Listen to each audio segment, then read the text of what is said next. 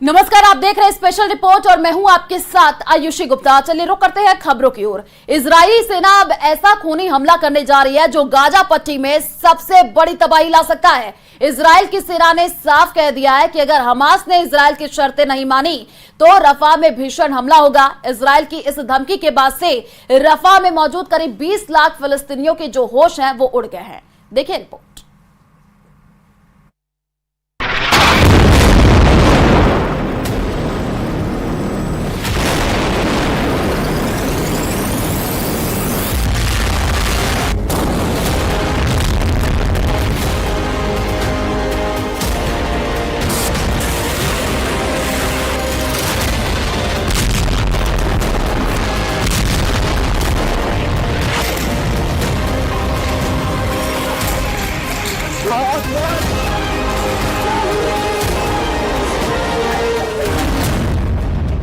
सौ दिन बाद आईडीएफ का ऑपरेशन सर्वनाश।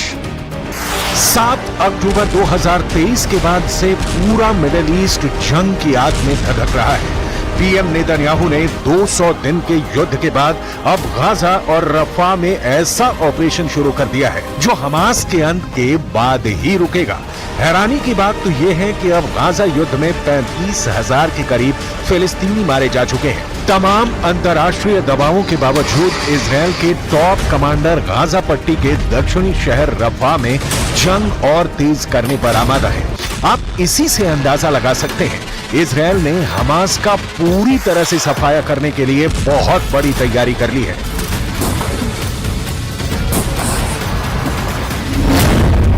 हमास के अंत का आखिरी अल्टीमेटम। इजराइल ने हमास को चेतावनी देते हुए कहा है कि उसके पास बंधक समझौता करने का आखिरी मौका है। अगर हमास समझौते पर सहमत नहीं होता है तो फिर उसकी सेना रफा शहर पर हमला कर देगी। इधर मिस्र ने चेतावनी दी है कि अगर इजराइल ने खूनी हमले शुरू किए तो यह पूरे मिडिल ईस्ट के लिए बेहद खतरनाक साबित होगा। इजराइल ने मिस्र पर दबाव डाला है कि वो हमास को तुरंत समझौते के लिए तैयार करे, वरना 20 लाख की आबादी वाले रफा शहर में इजराइल अंधाधुंध हमले शुरू कर देगा। שחרור החטופים הוא בעדיפות ראשונה מבחינתנו, החטופות והחטופים, ואם תהיה אפשרות לעסקה, אנחנו נעשה עסקה. אם תהיה עסקה, אנחנו נעשה פעולה, חד וחלק. אנחנו נעשה כל מה שניתן כדי להחזיר את החטופות והחטופים, מבלי לפגוע בהישגי המלחמה, שחיילים הקריבו את עצמם, ונפלו חלל, ונפצעו, והמילואים, וכל העם התגייס. כלומר, כל מה שאפשר. 7 अक्टूबर के बाद सबसे बड़ा युद्ध।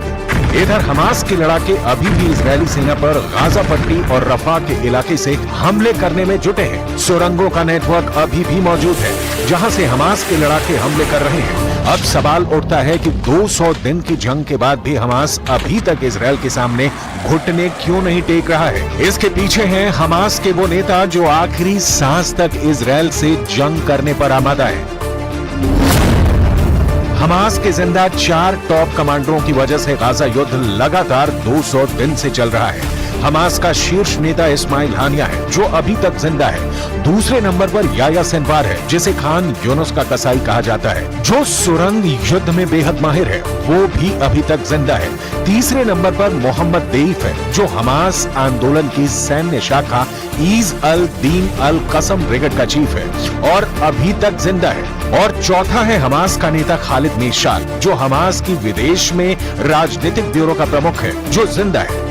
यही वजह है कि अब इजरायली सेना इन टॉप कमांडर्स को मारना चाहती है, लेकिन दिक्कत यह है कि हमास चीफ हानिया कतर में छिपा बैठा है, जबकि सिनवार मिस्र से सटे रफा की सुरंगों में आबादी वाले इलाकों में छिपा बैठा है।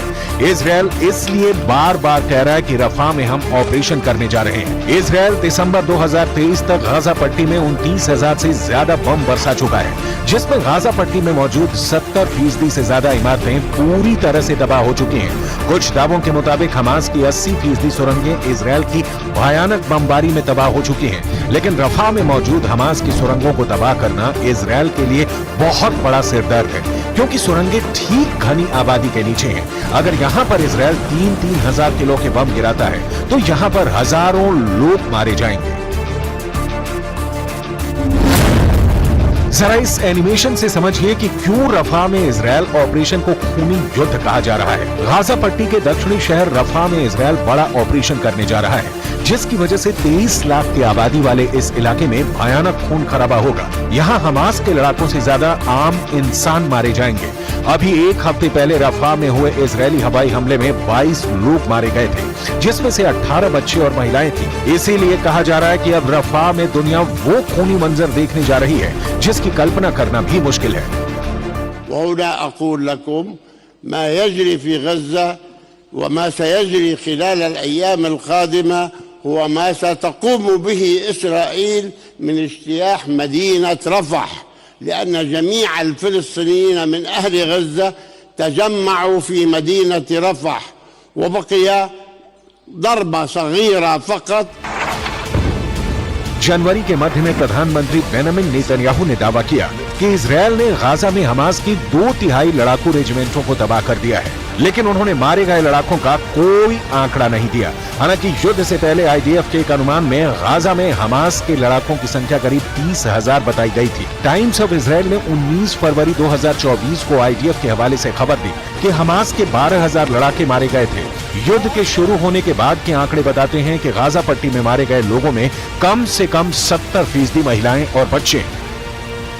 والنقطة الثالثة هي أننا لن نقبل بأي حال من الأحوال تهجير الفلسطينيين سواء من غزة أو من الضفة خارج إطار وطنهم، ويجب أن يبقوا في وطنهم، ويجب أن لا تتكرر مأساة ونكبة عام 1000।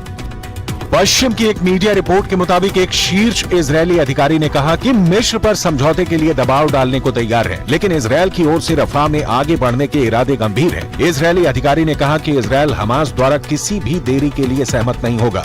इजरायल की सेना ने रफा शहर के करीब दर्जनों टैंक और बख्तरबंद वाहन जमा कर दिए हैं। इधर मिस्र ने चेतावनी दी है कि रफा के हमले में मानवीय स्थिति के साथ साथ क्षेत्रीय शांति और सुरक्षा पर विनाशकारी परिणाम हो सकते हैं। हमास ने इससे पहले कहा था कि वो स्थायी युद्ध विराम और इजरायली सैनिकों की पूर्ण वापसी की अपनी मांगों से पीछे नहीं हटेगा। इस मांग को इजरायल ने खारिज किया, क्योंकि हमास नेता याया सिनवार बंधकों को मानव ढाल के रूप में इस्तेमाल कर रहे हैं, जिनके बारे में माना जाता है कि वो एक सुरंग नेटवर्क में छिपे हुए हैं। सूत्र ने बताया कि इजरायली सेना के रफा में जाने से पहले हमास के लिए ये आखिरी मौका है। वो या तो डील को मानेंगे या फिर उनको रफा में हमला देखना होगा। इजरायल का कहना है कि 7 अक्टूबर को अपहृत 129 बंधक अब भी कैद में हैं। गाजा के 20 लाख से ज्यादा लोगों ने भागने के बाद यहाँ शरण दे रखी है। इजरायल काफी समय से इस बात पर जोर दे रहा है कि वो मिस्र की सीमा से लगे शहर रफा पर जमीनी हमला करेगा, क्योंकि हमास की आखिरी बटालियन यहीं पर छिपी हुई है। ऐसा दावा किया जा रहा है। अब देखना होगा कि क्या इजरायल रफा में आखिरी हमला करके हमास का पूरी तरह से सफाया कर देगा या फिर रफा पर हमला पूरे मिडल ईस्ट को खूनी जंग में झोंक देगा।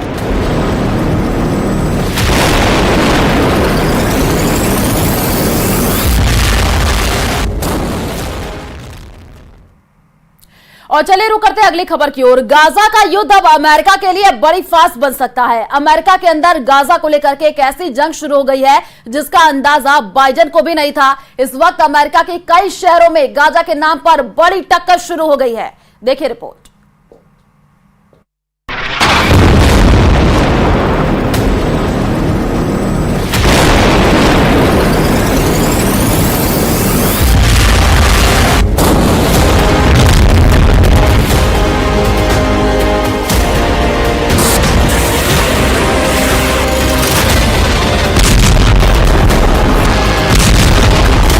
इजरायल का बम गाजा में फटता है,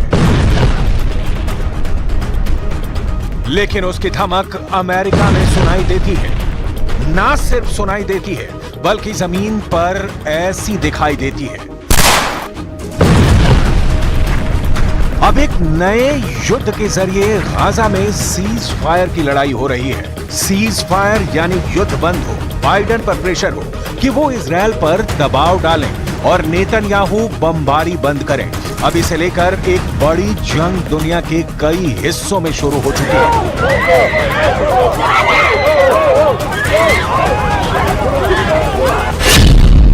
कहा जा रहा है कि गाजा का युद्ध अमेरिका में पहुंच चुका है। गाजा को बचाने के लिए अमेरिका में जंग शुरू हो चुकी है। इस जंग में अमेरिका के विश्वविद्यालय बैटल ग्राउंड बन चुके हैं।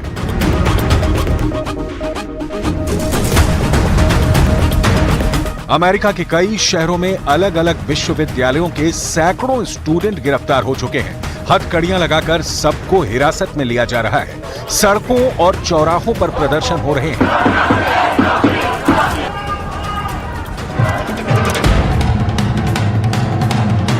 पुलिस और छात्रों के अलावा यूनिवर्सिटी स्टाफ पर एक्शन लिया जा रहा है।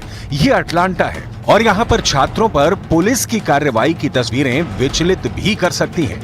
हंगामा और बवाल बहुत ज्यादा है। इनकी डिमांड है कि गाजा युद्ध रुके, पश्चिम एशिया में लगी आग बुझ। This is insane. I just saw police use unnecessary violence for peaceful protesters. I saw police knock students to the ground. Clearly you see a bunch of arrests going on. People were pepper sprayed. This is a school. Like, why is this happening? हंगामा America के शहरों में जारी है। आग Israel की सड़कों पर भी लगी हुई है। एक तरफ अमेरिका का ओहायो है, दूसरी तरफ इजरायल की राजधानी तेल अवीव है। दोनों तरफ तनाव फैला है, दोनों तरफ फसाद जारी है, दोनों तरफ भीड़ अपने देश के पुलिस के साथ जूझ रही है।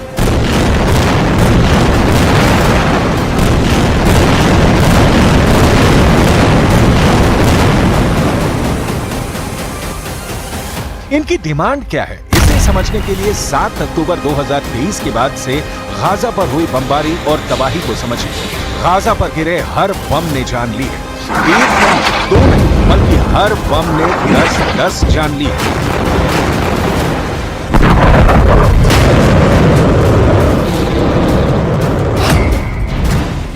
तो हमास के कब्जे में फंसे इजरायली नागरिकों के वीडियो ने बेचैनी फैला दी है।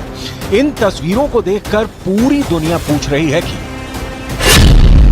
इजरायल और हमास के बीच सीज फायर कब होगा, गाजा पर बमबारी कब तक जारी रहेगी, हमास के कब्जे से इजरायली नागरिक कब तक रिहा होंगे।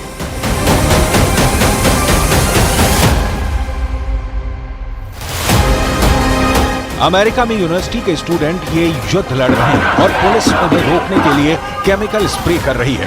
कुछ पर टेजर गन चलाई जा रही है, यानी करंट वाले पिस्तौल।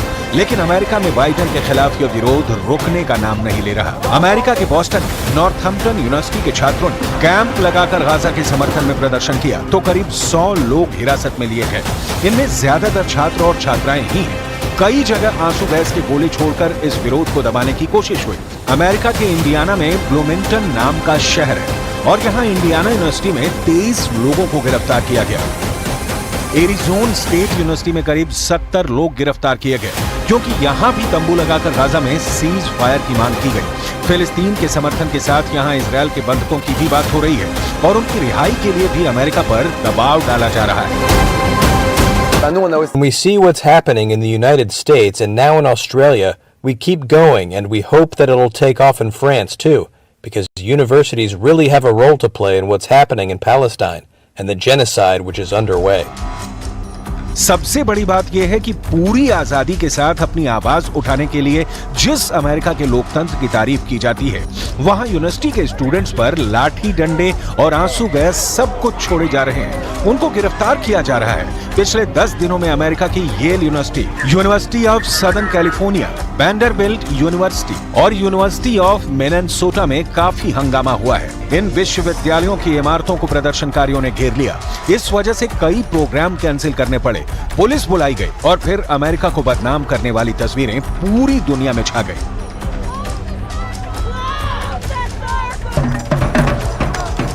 न्यूयॉर्क की कोलंबिया यूनिवर्सिटी में भी ऐसा ही प्रदर्शन हुआ और यहाँ 100 से ज्यादा लोगों को गिरफ्तार किया गया। And when students here in CUNY or in Columbia, whenever they're standing up and opposing the state of Israel, we are saying very good. It's not anti-Semitic. It should be accepted in the world that when you are doing a crime to the people of Gaza, that it's unjust and their voices should be accepted, not they should be vilified and accused of anti-Semitism. अब यही हाल Canada में भी देखा गया, यही हाल Australia, Britain और France में भी देखा जा रहा है। ये वो देश हैं जिन्होंने गाजा में नॉन स्टॉप बमबारी को लेकर इजरायल का समर्थन किया है, यानी बम रफा कैंप में गिर रहा है और गुस्से के शोले पश्चिमी देशों में भड़के हुए हैं। डिमांड 3 है, गाजा पर बमबारी बंद हो, सीज फायर हो और बंधकों को छुड़ाया जाए।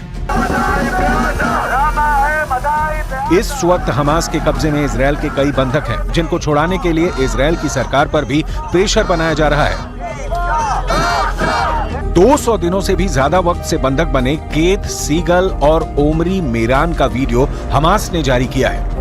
יש לי זיכרונות מאוד מאוד יפים מפסח בשנה שעברה, שחגגנו כולנו ביחד, ואני מאוד מקווה שתהיה לנו לכולנו הפתעה. הכי טובה שיכולה להיות. משפחתי היקרה, אני מתגעגע לכולכם. אבא, אחיי, אחותי, לישי אהובתי, רוני ואלמה, בנותיי היקרות. इन दोनों बंधकों की वीडियो के अलावा पहले भी हमास की तरफ से वीडियो आते रहे हैं और इजरायल में इसे लेकर गुस्सा बहुत ज्यादा है। तेल अवीव में मेन हाईवे को ब्लॉक किया जाना आम बात हो गई है। मुद्दा सिर्फ एक है, बंधकों को वापस लाने की डिमांड तेज हो रही है। 7 अक्टूबर को हुए हमास के हमले में इजरायल के 1200 लोगों की मौत हुई थी। करीब 250 इजरायली नागरिकों को बंधक बना लिया गया था। इसके जवाब में इजरायल ने गाजा पर लगातार बमबारी की, जिसमें करीब 35,000 लोगों की मौत हो चुकी है, जिसमें महिलाओं और बच्चों की तादाद ज्यादा है। हजारों लाशें अब भी मलबे में दबी हुई हैं। सवाल है कि गाजा में बचे आखिरी इलाके रफा पर लगातार बमबारी के बीच इजरायल अब क्या चाहता है? אם תהיה עסקה, אנחנו נעשה פעולה, חד וחלק. אנחנו נעשה כל מה שניתן כדי להחזיר את החטופות והחטופים. לאן אנחנו יותר קרובים מהערב? מבלי לפגוע בהישגי המלחמה, שחיילים הקריבו את עצמם, ונפלו חלל, ונפצעו, והמילואים, וכל העם התגייס. כלומר, כל מה שאפשר. गाजा के रफा से आया ये वीडियो देखिए। गाजा का ये रिफ्यूजी कैंप एक बड़ा मैसेज दे रहा है। मौत और खून खराबे के बीच यहाँ बच्चों का कोई खेल चल रहा है। जिस गाजा की आबादी करीब 20 लाख थी, वहाँ 85% लोगों का घर तबाह हो चुका है। लोग अब दक्षिणी गाजा में एक छोटे से हिस्से में रहने को मजबूर है। कोई तंबुओं में रह रहा है तो कोई बमबारी से तैयार हुए खंडहरों के बीच सिर छुपाने को मजबूर है। और चलिए रुक करते हैं अगली खबर की ओर। रूस ने यूक्रेन पर एक ही रात 34 मिसाइलों से हमला कर दिया। पुतिन की फौज ने यूक्रेन के 4 पावर प्लांटों को तबाह किया है। पुतिन का यह गुस्सा यूक्रेन की एक मिसाइल को लेकर के भड़का है, जो उसे अमेरिका ने ही सप्लाई की थी। देखिए रिपोर्ट।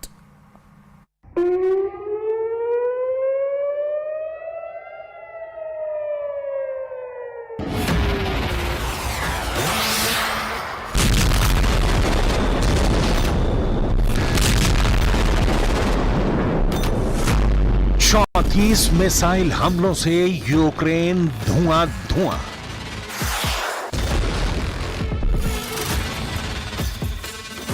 रूस का यूक्रेन पर बहुत बड़ा अटैक।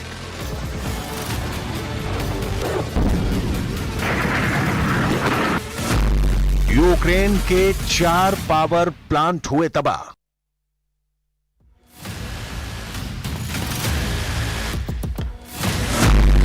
ये पुतिन का क्रोध है।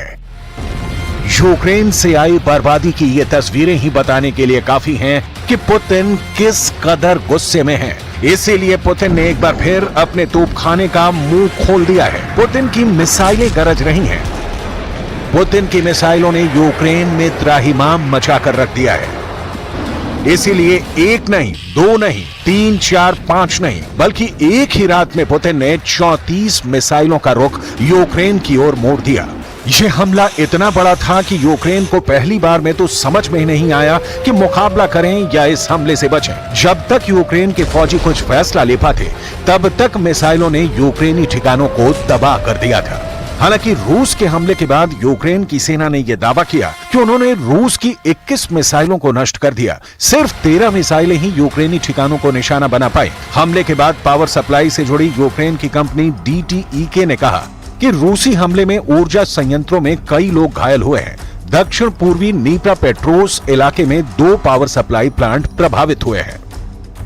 पश्चिमी लीव और इवानो फ्रैंकोस इलाकों में भी हमलों की खबर है। यूक्रेन के दूसरे सबसे बड़े शहर खार्किव में मिसाइल हमलों में एक मनोरोग अस्पताल क्षतिग्रस्त हो गया, जिसमें एक व्यक्ति घायल हो गया। घटनास्थल की तस्वीरों में अस्पताल के पास एक बड़ा गड्ढा और गलियारों में शरण लेते मरीज दिखाई दे रहे हैं। इलाके के गवर्नर ओले सिनुहोबो ने रूसी हमले की पुष्टि के साथ ही ये भी कहा कि हमले में 53 साल की एक महिला को चोट लगी है, जिसका इलाज जारी है। І ракет для хаймарсів до необхідної ППО і техніки. यूक्रेन का रूस पर जवाबी हमला। इस बीच यूक्रेन ने भी रूस पर काउंटर अटैक कर दिया, लेकिन एक साथ रूस के दक्षिणी कास्त्रोडार इलाके में 60 से अधिक ड्रोनों से हमला कर दिया। कास्त्रोडार इलाके के गवर्नर वेनियामिन कोंद्रतयेव ने कहा कि यूक्रेनी बलों ने एक तेल रिफाइनरी और बुनियादी सुविधाओं को निशाना बनाया, लेकिन कोई हताहत या गंभीर नुकसान नहीं हुआ। इस बीच खबर यह भी है कि यूक्रेन के हमले में स्लावयान्स्क तेल रिफाइनरी में आग लग गई। यूक्रेनी ऊर्जा मंत्रालय ने शनिवार को कहा कि रूस के कास्त्रोदार क्षेत्र में इलस्की और स्लावयान्स्क तेल रिफाइनरियों पर हमला किया गया था। यूक्रेनी ड्रोन ने रात को कुश्चेवास्क के सैन्य हवाई क्षेत्र को भी निशाना बनाया, लेकिन रूस का दावा है कि यूक्रेन के ज्यादातर ड्रोन को रूस की वायु रक्षा